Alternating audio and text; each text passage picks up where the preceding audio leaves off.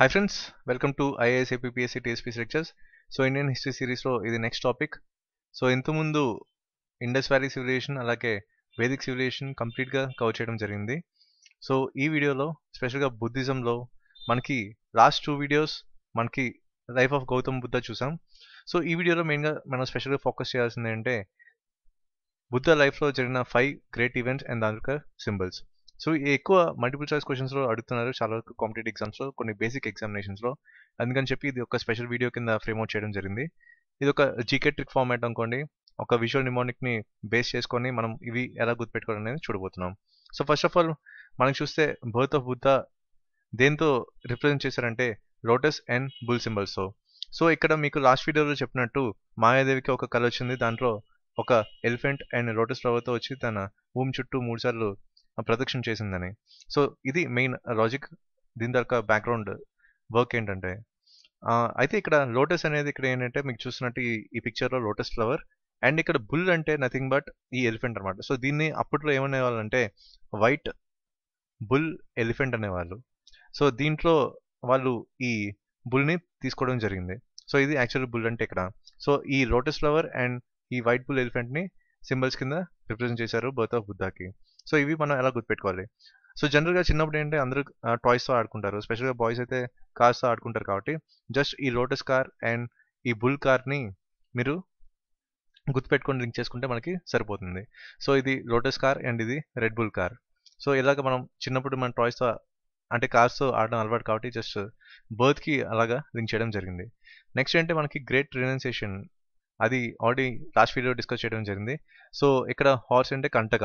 So అందుకని చెప్పి ఇక్కడ హార్స్ని రిప్రజెంట్ చేశారు. సో అక్కడ చిన్న ఎంత కీ రోల్ ఉందో ఇక్కడ హార్స్ అంటే కంటక కూడా అంతే కీ రోల్ ఉంది ఇక్కడ తెలుస్తుంది మనకి.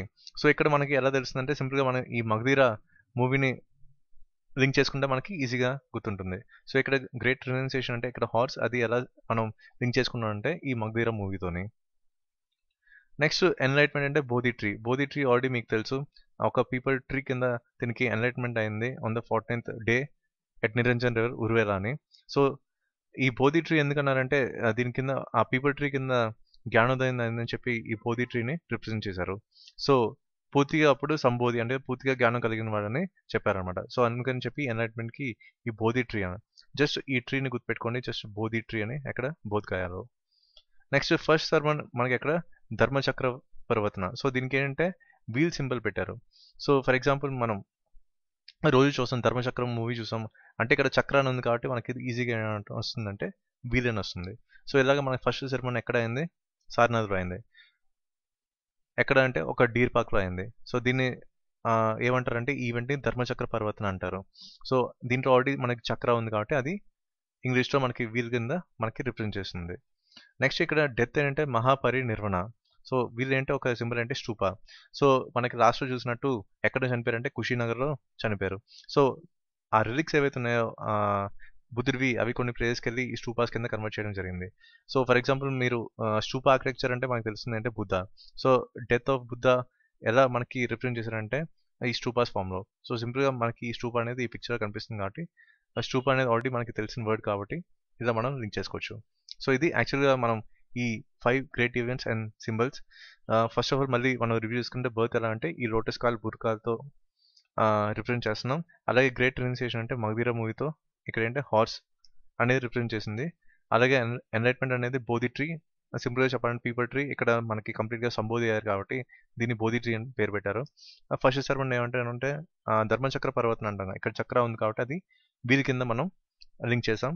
సో డెత్ ఏంటంటే ఇక్కడ మహాపరినిర్వణ అంటారు. సో దీన్ని ఏంటంటే స్టూపా అని మనం సింపుల్గా ఇలా దీని ప్రకారం మనం చూడొచ్చు. స్టూపా ఆర్కిటెక్చర్ కూడా ఇక్కడ నుంచి డెవలప్ అయిందని చెప్పుకోవచ్చు. So thank you for watching this video. ఇవి మెయిన్ జీకే ట్రిక్స్ ఎలా మనం గుర్తుపెట్టుకోవాలనేది. And please subscribe to our channel for more videos on GK tricks. And thank you for watching this video.